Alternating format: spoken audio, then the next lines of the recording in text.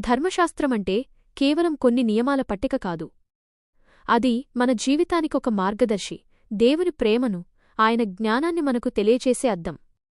ఈ రోజు మనం చూస్తున్న ప్రపంచంలో డబ్బు, బంగారం, ఆస్తిపాస్తులకి ఎంతో విలువ ఇస్తున్నాం. ఒకవేళ వాటిని కోల్పోతే మన జీవితం శూన్యంగా అనిపిస్తుంది. కాని బైబిల్లో ఒక మంచి మాట ఉంది. వేల కొలది వెండి బంగారు నాణెముల కంటే నీవిచ్చిన ధర్మశాస్త్రము నాకు మేలు. అంటే దేవుని ధర్మశాస్త్రం బంగారం, వెండి కంటే విలువైనది. ఎందుకంటే డబ్బు మనకు తాత్కాలిక సంతోషాన్ని, భద్రతను మాత్రమే ఇస్తుంది. డబ్బుతో మనం ఏది కావాలంటే అది కొనగలం. కాని జీవితానికి నిజమైన అర్థాన్ని, మనస్సుకు శాంతిని, ఆనందాన్ని కొనలేం.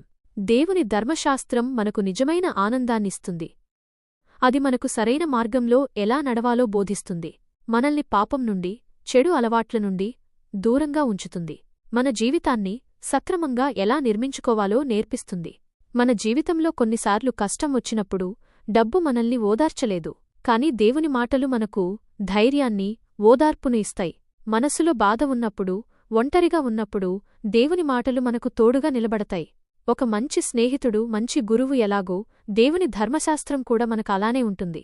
ఆ ధర్మశాస్త్రం మనకు దేవుని ప్రేమను, ఆయన కరుణను గుర్తుచేస్తుంది. కాబట్టి మన జీవితంలో నిజమైన సంపద ఏమిటంటే అది డబ్బు కాదు, బంగారమూ కాదు, ఆస్తిపాస్తులు అంతకంటే కాదు. మన జీవితానికి నిజమైన సంపద మనల్ని సరైన మార్గంలో నడిపించే దేవుని ధర్మశాస్త్రమే.